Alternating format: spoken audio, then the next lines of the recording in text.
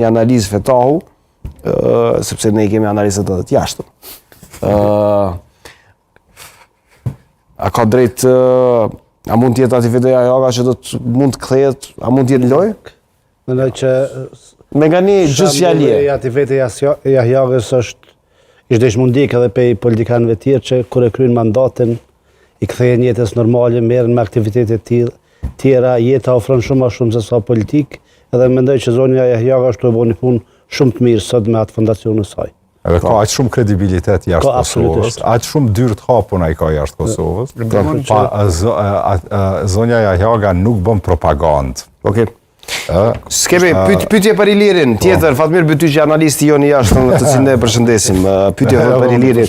Nëse vendosni që t'i bashkangjiteni një iniciative të re politike, si do duket ajo? Veç të postuaj e bukur.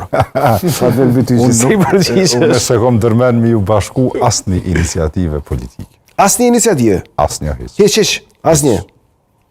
Që sa po e thamë. Okej, një pyetje tjetër, Bujar Letaj për Ilirin e ka përsëri, thotë nëse ka zgjedhje të reja, a sheh Kurtin si kryeministër?